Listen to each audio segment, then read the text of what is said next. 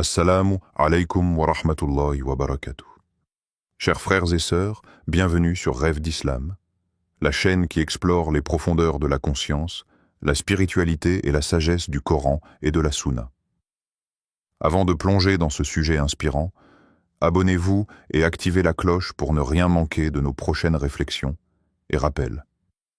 La nuit se retire doucement comme un voile que l'on soulève. Le silence est encore dense, mais il n'est pas vide. C'est un silence habité.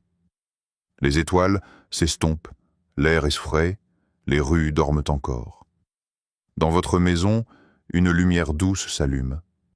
C'est l'appel de votre cœur avant celui du muezzin. Vous vous levez, vous purifiez vos mains, votre visage, et vous sentez l'eau froide qui réveille votre âme. À ce moment précis, tout devient symbole. La nuit qui se retire, c'est vos fautes qui se dissipent. L'eau qui coule, c'est la purification de votre cœur. La lumière du Fajr qui pénètre votre demeure, c'est la miséricorde d'Allah qui se déverse. Ce moment, le Coran l'a choisi comme témoin. Accomplit la salat aux deux extrémités du jour et à certaines heures de la nuit. Les bonnes actions dissipent les mauvaises. Sourate Hud 1114. Vous êtes debout, seul, mais vous n'êtes pas seul, eux. Les anges remplissent l'espace. Ils témoignent de votre prière et de vos invocations. Le monde extérieur est encore endormi, mais le monde invisible est en activité autour de vous. C'est l'heure où les cœurs sincères se dressent comme des minarets dans l'obscurité, et où les supplications montent plus rapidement qu'à tout autre moment de la journée. Quand vous récitez le Coran au Fajr, ce n'est pas seulement un texte que vous prononcez, c'est une lumière que vous respirez. Chaque lettre est un souffle, chaque verset est une vague qui lave l'âme. Vous sentez que vos propres mots s'effacent et que la parole d'Allah se dépose dans votre poitrine comme une rosée. Et là, une question vous traverse. Que ressentez-vous quand vous récitez le Coran au Fajr? Est-ce une paix? Une énergie nouvelle? Un rappel de l'éternité dans l'éphémère? Dans ce moment suspendu, il y a une promesse. Celle que les bonnes actions effacent les fautes. Et la première bonne action du jour, c'est votre éveil pour Allah, avant tout autre éveil. Ce n'est plus l'aube d'une journée ordinaire, c'est l'aube de votre cœur. Il y avait, dans les premiers siècles de l'islam, des hommes et des femmes qui vivaient le Coran comme on respire l'air. Pour eux, chaque verset n'était pas seulement un texte sacré à mémoriser, mais une clé ouvrant des portes invisibles, porte de la patience, porte de la sérénité, porte de la confiance. Dans les ruelles silencieuses de Médine, on raconte qu'un compagnon, avant d'aller travailler, récitait un passage particulier du livre d'Allah, non pas comme un rituel figé, mais comme une conversation intime avec son Seigneur. Il ne répétait pas les mots pour cocher une obligation. Il les goûtait, les méditait, les faisait descendre en lui comme on fait descendre l'eau d'une source fraîche dans un cœur assoiffé. Ce n'est pas la récitation mécanique qui apporte la baraka. Ce n'est jamais un automatisme, mais l'intention et la compréhension qui changent une parole en lumière. Le Coran nous le rappelle lui-même, et nous faisons descendre du Coran ce qui est une guérison et une miséricorde pour les croyants.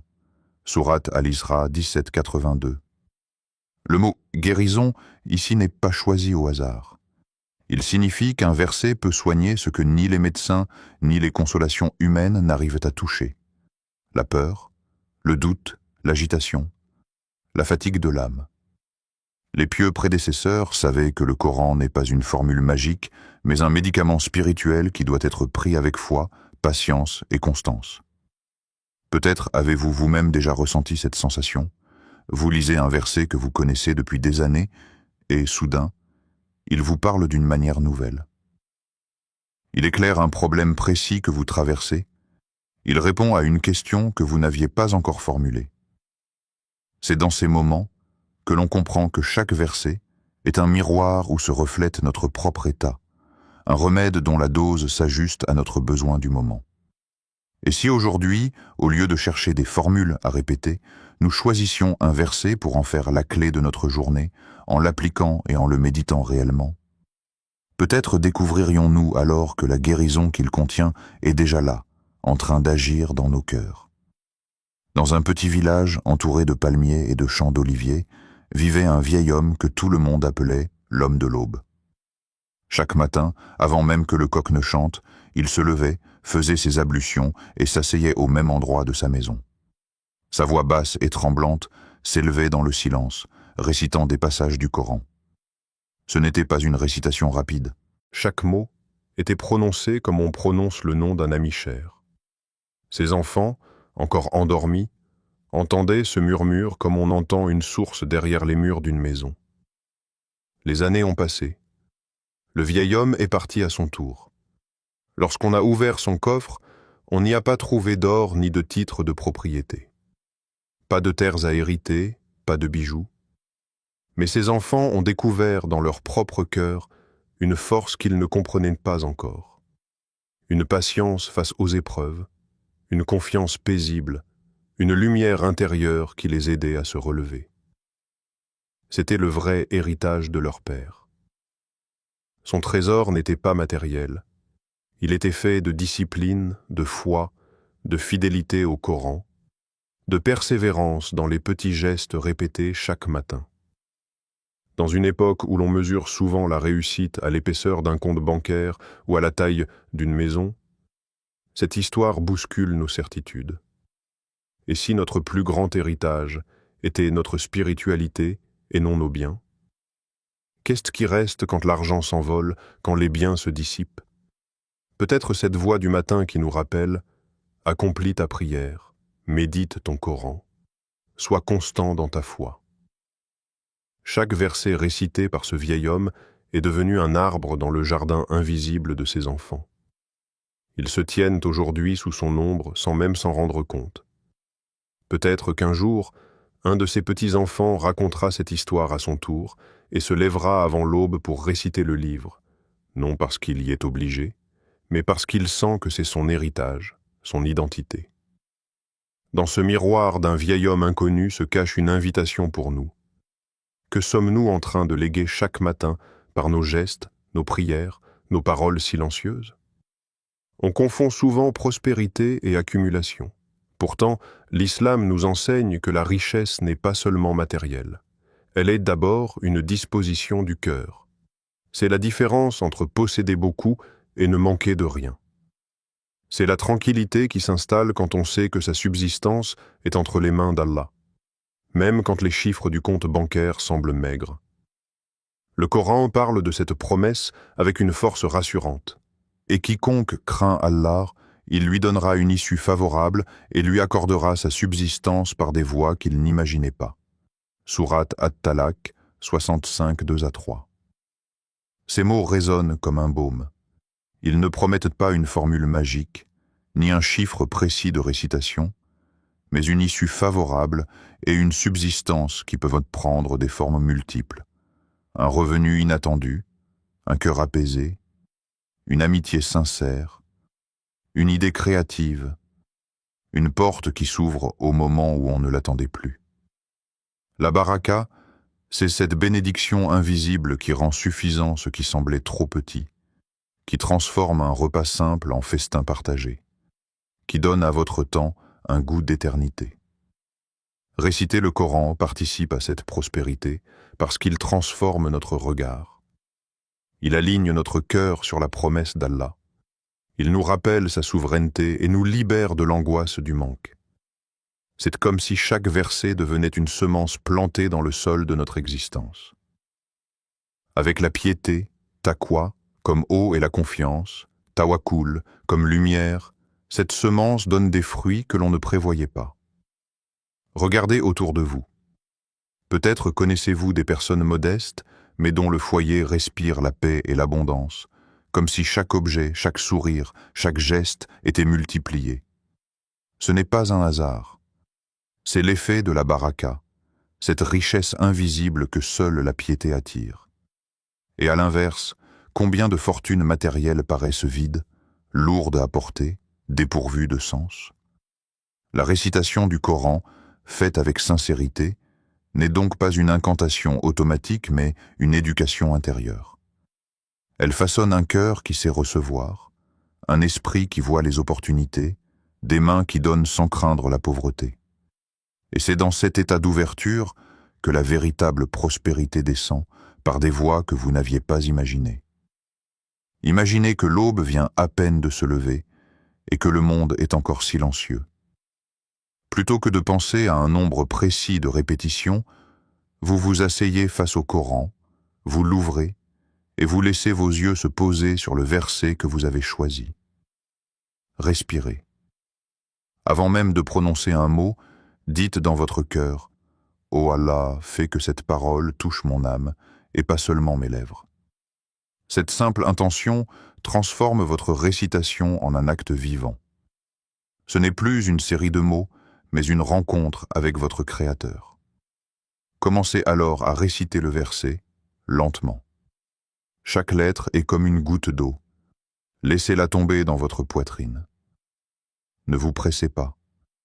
S'il faut le répéter 2 fois, faites-le. S'il faut s'arrêter sur un mot pour en goûter la signification, arrêtez-vous. Récitez avec tafsir, c'est-à-dire avec compréhension. C'est comme marcher dans un jardin au lieu de courir dans un couloir. Vous voyez les couleurs, vous respirez les parfums. Une fois votre récitation terminée, restez assis quelques minutes dans le calme. Fermez les yeux. Répétez intérieurement la traduction du verset ou son message principal. Comment ce message se reflète-t-il dans votre vie aujourd'hui? Quel choix pourriez-vous faire différemment à la lumière de ce verset? C'est cela la méditation après Fajr. Laissez la parole d'Allah s'enraciner dans vos pensées du jour avant que le tumulte ne commence. Enfin, levez vos mains et faites une doua sincère. Pas une liste mécanique, mais une conversation intime. Parlez à Allah de votre famille, de vos enfants, de vos petits-enfants, même de ceux qui ne sont pas encore nés. Demandez-lui de leur donner une foi solide, une subsistance pure, un cœur apaisé. Cette invocation devient alors un pont entre votre cœur et les générations futures. C'est ainsi que la récitation se transforme en héritage vivant. Lorsque vous pratiquez de cette façon, présence du cœur, compréhension du sens, invocation sincère, vous découvrez que l'acte en lui-même devient plus nourrissant que n'importe quel chiffre. Il ne s'agit plus de faire, mais de vivre le Coran. Et dans cette sincérité se cache la baraka que vous recherchez. Dans un champ, on ne récolte pas le jour même où l'on sème. On retourne la terre, on dépose les graines, on les arrose, et on attend patiemment que le temps fasse son œuvre. La foi fonctionne de la même manière. Chaque prière faite en secret, chaque verset récité avec sincérité, chaque acte de bonté déposé discrètement dans la journée est une semence enfouie dans le sol invisible de l'avenir. Vous ne voyez peut-être pas immédiatement le fruit de votre piété, mais il pousse déjà quelque part, peut-être dans le cœur de votre enfant, peut-être dans la protection qui recouvrira vos descendants. Le Coran nous donne une image saisissante dans l'histoire de Khidr et de Moïse. Allah dit « Et quant à ce mur, il appartenait à 2 orphelins de la ville. Et en dessous se trouvait un trésor qui leur appartenait. Leur père était vertueux. Ton Seigneur a voulu qu'ils atteignent leur maturité et qu'ils extraient leur trésor. » Sourate Al-Kahf 18-82.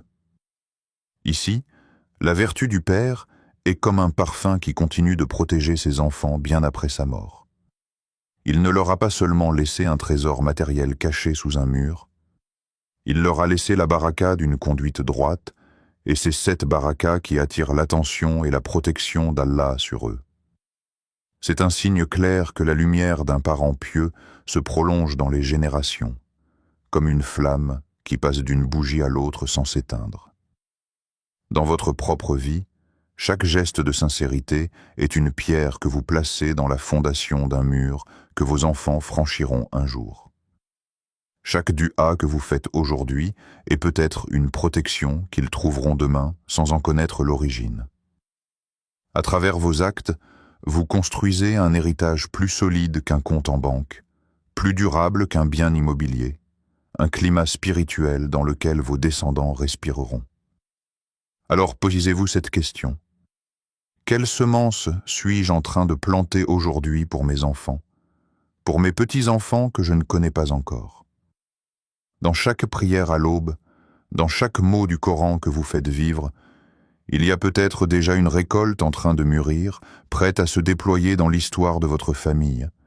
Fermez les yeux un instant et imaginez-vous demain matin. Le réveil sonne. Le ciel est encore bleu nuit. Vous avez deux options. Replonger sous la couette ou tendre la main vers le livre d'Allah. Qu'est-ce qui vous retient? Est-ce la fatigue? La course contre le temps? L'idée que ce moment n'est qu'une obligation et non un rendez-vous intime? Dans ce silence, demandez-vous sincèrement, qu'est-ce qui m'empêche de commencer chaque journée par le Coran? Parfois, ce n'est pas un obstacle extérieur, mais un voile intérieur, une habitude, une distraction, que l'on peut déchirer par une simple décision. Projetez-vous maintenant plus loin, des années plus tard. Vous voyez vos enfants, peut-être vos petits-enfants. Ils vous ressemblent par certains gestes, par certaines expressions. Ils héritent de votre sourire, de vos habitudes, de votre mémoire. Qu'aimeriez-vous leur transmettre? Un compte en banque ou une lumière dans le cœur? Imaginez-les se lever à l'aube et répéter les mêmes mots que vous aujourd'hui, non par contrainte mais par amour. Ce que vous semez chaque matin devient alors une habitude vivante dans leur existence. Puis, ouvrez vos mains et posez-vous une troisième question. Comment le Coran peut-il devenir ma source quotidienne de force et de prospérité?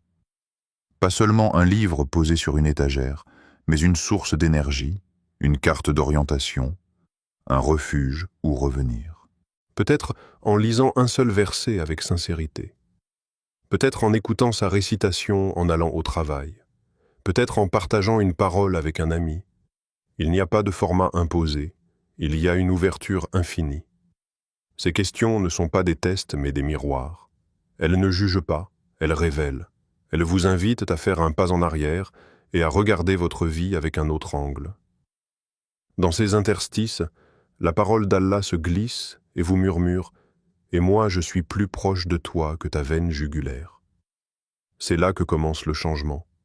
Dans une question honnête, un cœur qui s'ouvre et un premier verset récité à l'aube. À présent, imaginez votre cœur comme un jardin encore endormi. Le souffle du fajr vient caresser les feuilles, et chaque brise semble murmurer une promesse, celle que la parole d'Allah peut transformer la nuit en lumière, l'ombre en clarté, le doute en sérénité. Dans ce silence sacré, élevez votre voix intérieure et laissez cette invocation résonner doucement, comme un écho qui ne s'éteint jamais. Ô Allah, fais du Coran le printemps de nos cœurs, la lumière de nos poitrines et la dissipation de nos soucis. Chaque mot est une graine. Le printemps évoqué ici n'est pas seulement une saison, mais un état d'être où les fleurs de la foi s'épanouissent, où les rivières de la patience irriguent chaque pensée, et où la lumière de la guidance éclaire chaque décision. Imaginez vos peines se dissiper, comme le brouillard que le soleil matinal chasse des champs, laissant place à une vision claire et paisible. La lumière de la poitrine n'est pas une métaphore vide. C'est la chaleur d'une foi vivante qui se répand dans votre vie et dans vos actions, rendant chaque geste, chaque parole, chaque souffle porteur de sens et de bénédiction. Et dans ce moment suspendu, prenez conscience que ce chemin n'est pas solitaire. Vous faites partie d'une communauté invisible mais présente, de ceux qui cherchent la lumière dans le Coran et la paix dans la méditation. Chaque lecture, chaque réflexion, chaque invocation crée des liens invisibles qui dépassent le temps et l'espace, unissant les cœurs par le même souffle de guidance. Avant de conclure cette rencontre spirituelle, n'oubliez pas que ce chemin se poursuit au-delà de cette vidéo. Pour continuer à nourrir votre âme, pour approfondir votre méditation sur la parole d'Allah, Et pour vous rappeler chaque jour la force et la beauté du Coran, abonnez-vous à Rêve d'Islam. Chaque nouvelle vidéo est une invitation à revenir à ce jardin intérieur, à allumer la lumière dans vos cœurs et à partager cette lumière avec les autres. Restez dans ce silence intérieur quelques instants encore. Laissez vos pensées s'apaiser, votre cœur se remplir, et votre esprit se préparer à emporter cette paix dans votre journée. Chaque respiration devient alors un acte de gratitude. Chaque battement de cœur, un rappel que le Coran n'est pas seulement un livre, mais un compagnon fidèle, un guide patient et une source inépuisable de lumière.